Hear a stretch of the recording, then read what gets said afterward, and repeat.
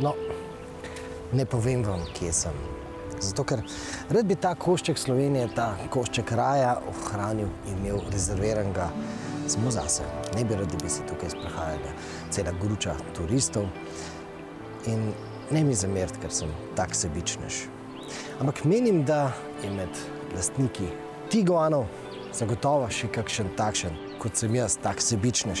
Namreč, čeprav je tiguan tak šminker in bo zagotovo v mestni gneči požel veliko občudovanja, sploh s takšnimi airline dodatki, pa lahko trdimo, da kljub vsemu ni izgubil tistega svojega terenskega značaja. In saj veste, naj bo mestni ali pa športni, še vedno je terenec. Torej, nič ne bo narobe, če ga boste umazali, če boste ga poslali v blato, še celo čez takšen potoček bi se lahko zapeljali, ampak zaradi okoljevarstvenih vzgibov ne bom šel, čeprav je tukaj spodaj cesta in bi v resnici celo smel iti.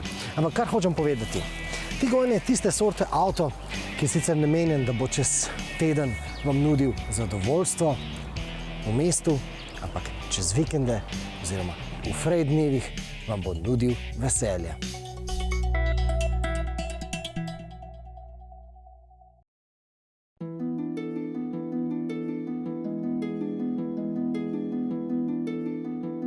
To je torej avtomobil za fraj dneve, za vožnjo po cestah, ki jih ne poznate, za vožnjo, za avanture, ko nikoli ne veste, kdaj vam bo prav prišel štirikolesni pogon. Pa seveda si ne delamo utvar, da bi bil Tiguan tako zelo terensko sposoben kot njegov večji brat Tuareg. Ampak mi bi štirikolesni pogon vzeli, ker če drugega ne, z njim ponuja tudi tisto stikalo off-road na sredinski konzoli. In to omogoča, da nekako avtomobil, ko pride na slabšo cesto, na spolzko podlago, ali gre za sneg ali za blato ali kakorkoli, takrat motorju ne jemlje moči. In hkrati je noter tudi sistem, ki omogoča elektronsko spuščanje po spolzkih klancih. To pomeni, da bo elektronika samodejno zaznavala, koliko je treba dozirati gas in pa zavore, da je avtomobil vedno kontrolirano na cesti, da avto ne zapleše takrat, ko pride na spolzko podlago. In zato bi mi štirikolesni pogon vzeli.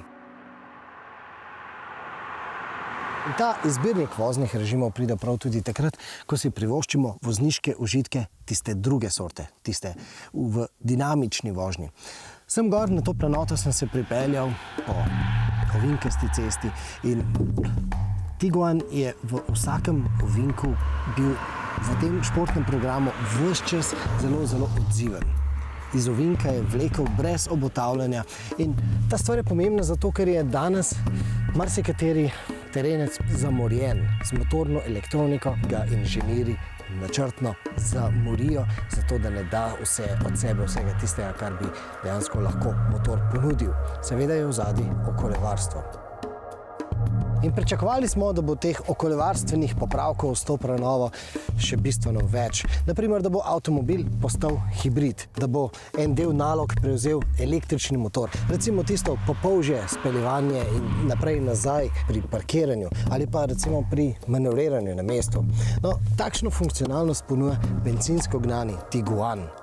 Temu dizelskemu Tiguanu pa so namenili tehnologijo, tako imenovano twin dosing.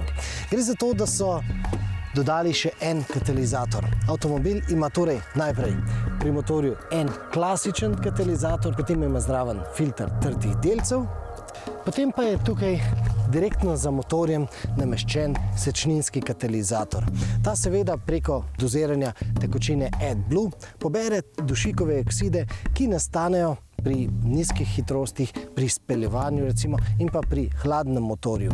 Potem so pa, in to je srž tehnologije twin dosing, tukaj na sredini vodno avtomobila, na sredini izpušnega sistema dodali še en sečninski katalizator. Ta dušikove okside pobira pri visokih obremenitvah, pri visokih avtocestnih hitrostih in seveda tukaj je avtomobil že tudi ogret.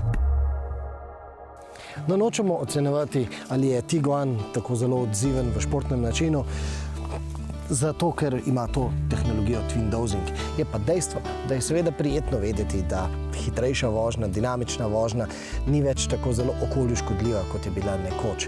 Ampak ne smemo pa prezreti. Vse to je kurativa. To je očiščevanje svinjarije, ki je pač nastala zaradi naše desne noge.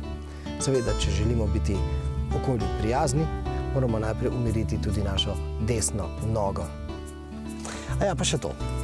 Računajte s tem, da ne bo treba točiti samo 6 litrov dizelskega goriva na vsakih 100 km, več bo treba točiti tudi tekočine AdBlue.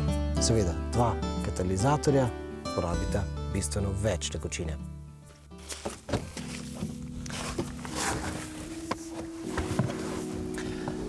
Ampak niso vsi popravki izboljšave. Naprimer, tile gumbi na volanskem obroču že niso fajn. Ker nekako ne veš, a se jih pritisnijo ali niso. Sej so jih opremili z držljajem, ampak nekako mi bi raje klasične, fizične, trde gumbe. Je pa res, da vsaj tole golfovo nastavljene glasnosti z drsnikom v resnici kar dobro deluje. Povrhu tega pa ima Tiguan še vedno tudi klasičen vrtljiv gumb za glasnost. In to pohvalimo. No, moti pa recimo tudi to, da med vožnjo pogosto pritisneš na stikalo za ogrevanje volana.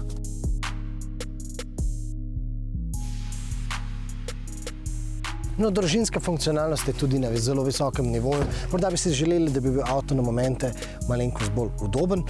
Kar se tiče prostora, pa menimo, da bo Tiguan ustrezal marsikateri družini. Tistim, ki ne bo ustrezal, imajo pri Volkswagenu na razpolago tudi Tiguana Allspace. Tisti ponuja še 2 dodatna sedeža in pa nekaj več prtljažnega prostora. Ko smo že pri prtljažnem prostoru, mi menimo, da je prtljažnik velik.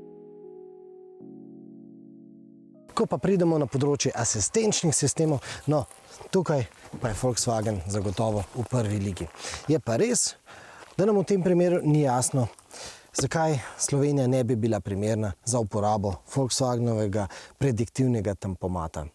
Če je bila Slovenija primerna za Passatove in pa za Golfove kupce, ne razumemo, zakaj bi morali biti Tiguanovi kupci prikrajšani za to odlično funkcionalnost asistenčnega sistema, ki sliši na ime Travel Assist.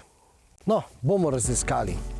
Ampak, kakorkoli, pod črto je Tiguan še vedno ena najbolje sestavljenih kombinacij različnih vozniških izkušenj.